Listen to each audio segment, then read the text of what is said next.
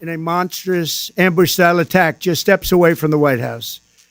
They had been deputized as part of the most successful public safety and national security mission in the history of our nation's capital, the D.C. Safe and Beautiful Task Force, which has achieved an unprecedented reduction in violent crime and crimes of all type.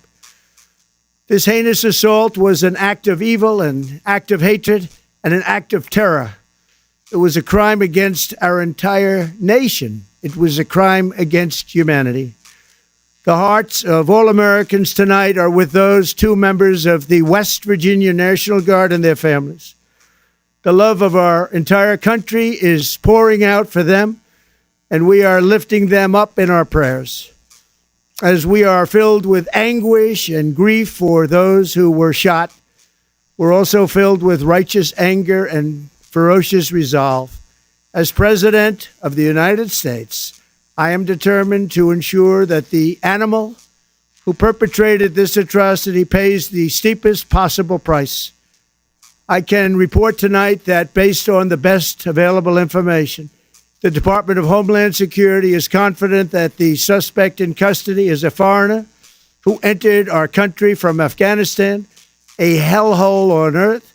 He was flown in by the Biden administration in September 2021 on those infamous flights that everybody was talking about. Nobody knew who was coming in. Nobody knew anything about it. His status was extended under legislation signed by President Biden, a disastrous president, the worst in the history of our country.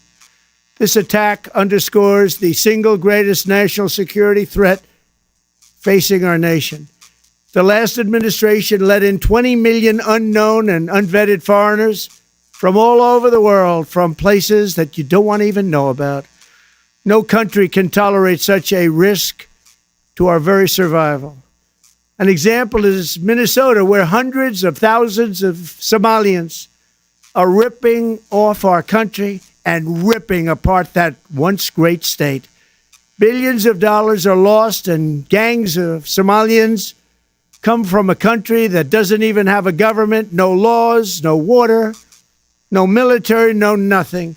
As their representatives in our country preach to us about our Constitution and how our country is no good.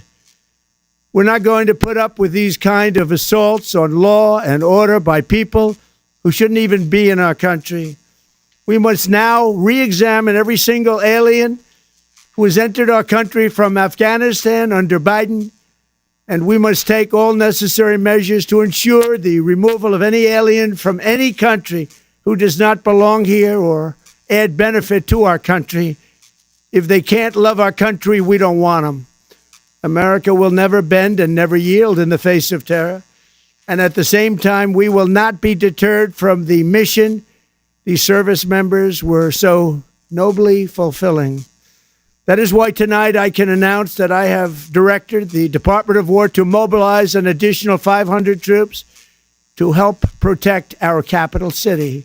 We will make America totally safe again, and we will bring the perpetrator of this barbaric attack to swift and certain justice if the bullets going in the opposite direction haven't already done that. During this time of the year, when we gather at home with loved ones, these two patriots were wearing the uniform of our country, patrolling the streets of our capital. They had taken a selfless oath to defend our nation against all enemies, foreign and domestic. And that is exactly what they were doing when they were gunned down in a savage attack. I want to express my extraordinary gratitude to every member of the United States military who is deployed tonight, at home and abroad.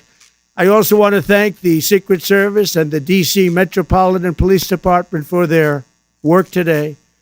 This Thanksgiving, I ask every family to say a prayer for the two great heroes who were so horribly shot, and for their loved ones. Please say a prayer. May God bless them and comfort them, and may God bless and protect the United States of America. Thank you and good night.